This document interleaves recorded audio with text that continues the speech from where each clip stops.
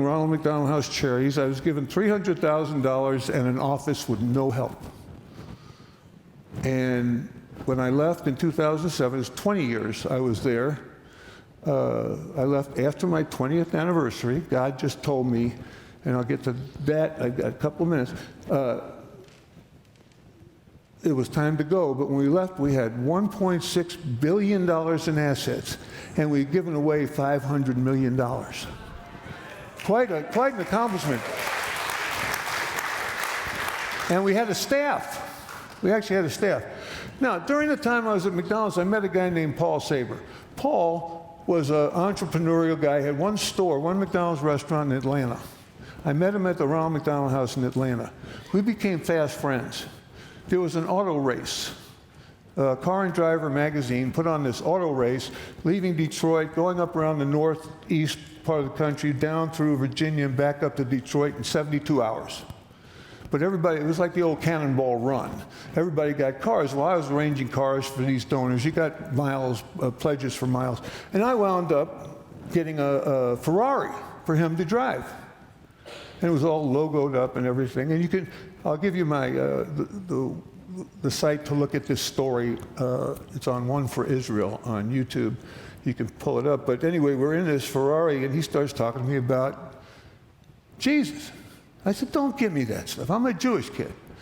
Don't be Bible thumping me in this car. I said, I'm very happy the way I am. He said, no, you're not. You're living a lie. Well, nobody said that to me before. They were pretty respectful. He said, you're kidding yourself. I said, what you? So he started pointing out all my faults in the car, right? You know, I'm a sinner. I'm a sinner?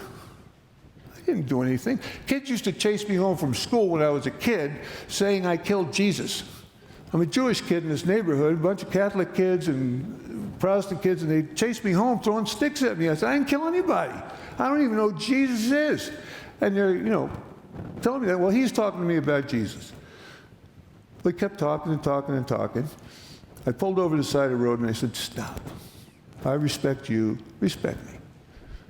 Pulled away, he said, let me tell you a little bit more about my friend Jesus.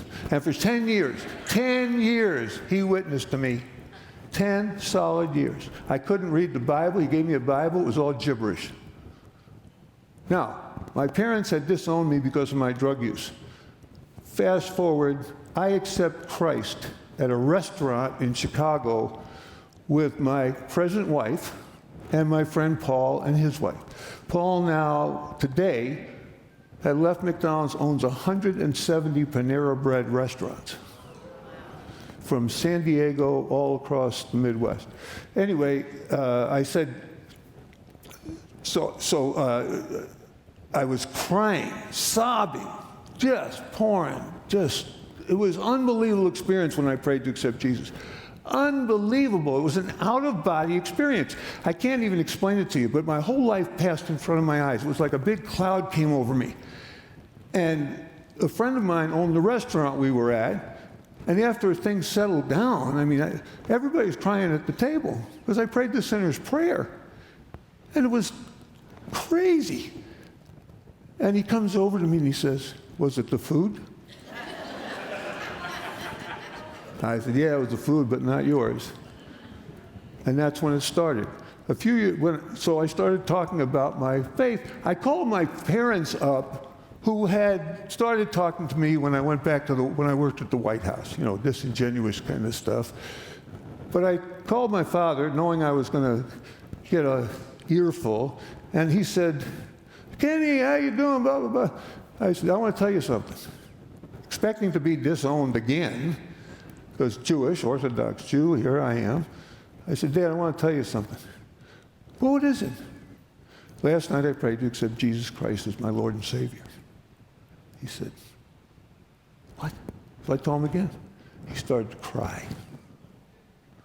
My mother gets on the phone. Remember? Bah, bah, bah. What did you say to your father to get him so upset? He's crying. You know, he's 85 years old, blah, blah, blah, blah, blah. Typical Jewish mother. She says, what'd you tell him? I said, I told him last night I prayed to accept Jesus Christ as my Lord and Savior. Dead silence. He's still sobbing. She's not saying a word. She says, he's not crying tears of sadness. He's crying tears of joy. Because 26 years ago, when we were praying for you to get over your drug abuse, we found Jesus too.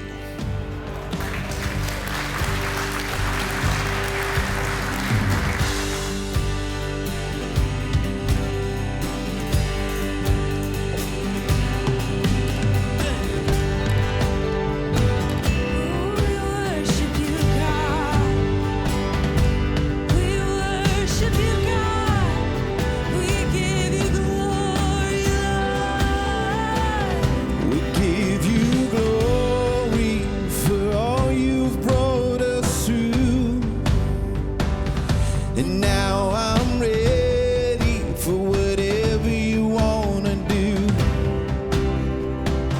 I'm moving forward, follow after you.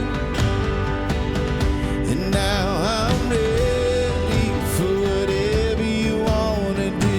Let's sing this together. Your presence. Your presence is an open door.